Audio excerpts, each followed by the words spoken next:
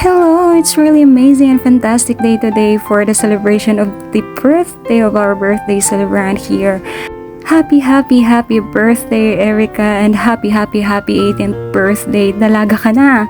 And I'm really happy na dalaga ka na ikaw ngayon. Or isa ng ganap na dalaga, and my message for you is here. Happy birthday, Erica Fabro Bueno.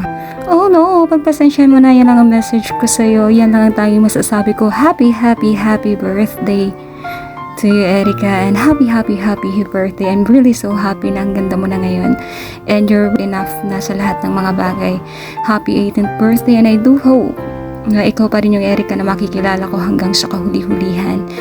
The strong Erica that is a fighter and can beat anything na dumadating sa kanyang buhay.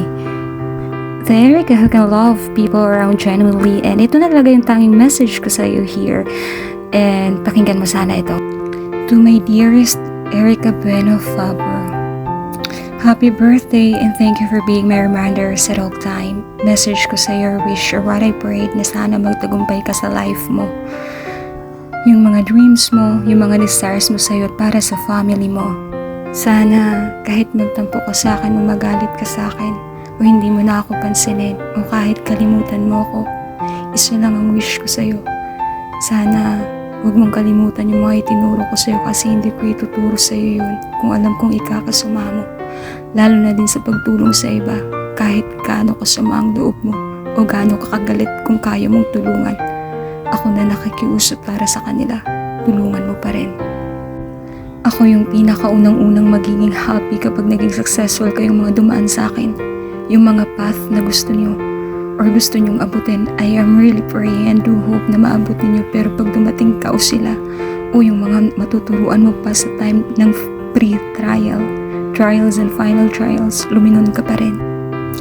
Lumingon ka pa rin kay Lord kahit mahirap. Alamin mo kung saan ka dadaan para kahit hindi ka bumalik sa umpisa, mahihit mo pa rin na para kay Lord ka, and pag nakita mong nasa likod siya, dumiretso ka, sasaluin ka niya.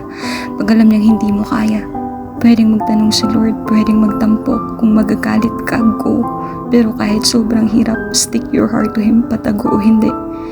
Isipin mo lagi na baka nasa training ground ka o baka may nilalabas lang sa'yo, na ikaw mismo o yung mga nakakasalamuha mo, hindi pa nakikita, alam ng Lord ang ginagawa. Pag hindi mo kayo, nadapa ka, ipapangon at ipapangon ka niya.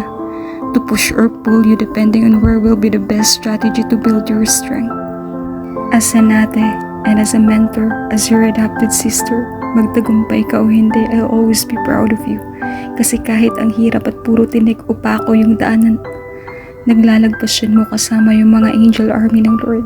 Hindi ako magfo-focus sa successful ka o sa lahat ng bagay, pero mas titingnan ko yung giging overcomer mo sa lahat ng bagay o sa kung kahit na saan ka itapon o ilagay. Kasi yun yung pinakakaiba na kakayahan o kakaiba na spiritual gift. Maliban dun sa magmahal ka ng totoo at genuine sa mga tao. And ang pinaka-basic na gawin mo sa pag-uumpisa kasama si Lord, calendar. Ilista mo yung 10 na gagawin mo kada araw, reconsidering the time, your own physical strength, passions and desires, your insight, and most of all the genuine love and care in what you are doing and to people. Always ask yourself, why would I like to do this? Pattern questions are why, how, and when. Then take it one step at a time. Kung nakakahit ka ngayon ng isa, bukas subukan mo ng 2 and so on. Pag na-hit mo yung 10, gumawa ka ng 20 and hit those again. Maniwala ka sa calendar na buumpisa ang pagiging consistent. And the most important is listen. Even how it's hard to listen, especially to person whom you hate for. Still, take time na to talk but to listen. Kahit mukhang hindi ka nakikinig sa tingin ng tao, still listen and apply. Even secret application or not, that's always wisdom. If there is love in all, you do. I love you, ading ko. I'll always be your ate Lilin. Kahit na anong mangyari o minsan wala na akong time. Pero in my heart, you're always here with the Lord at the center. Hindi dahil hinayaan na kita o sila wala na lahat sa heart ko. No, andito ka. Andito sila pero kailangan mo mag-grow na wala ng guidance.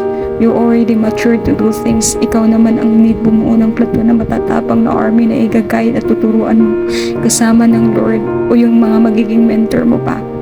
Thank you sa reminders mo palagi. Thank you na kahit bata ka, pinagagalitan mo ako. I really appreciate all of those and no worries, and trust me, tahimik lang pero nakikinig ako sa'yo. It's just that mukha lang hindi, but I am. And don't worry and trust me, hindi ako gagawa na ikakapahamak ko.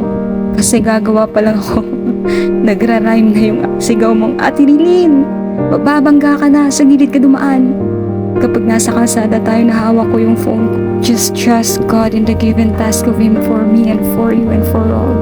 Happy birthday, Ading, and tandaan mo sana lahat ng mga yan.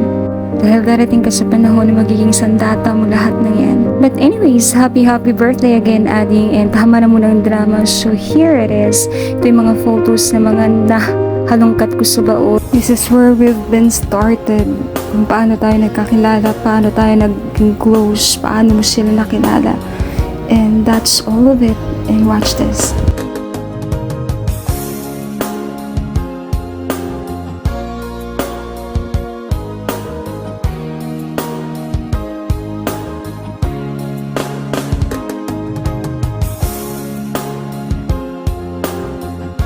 Happy birthday, love, Ate Rilin.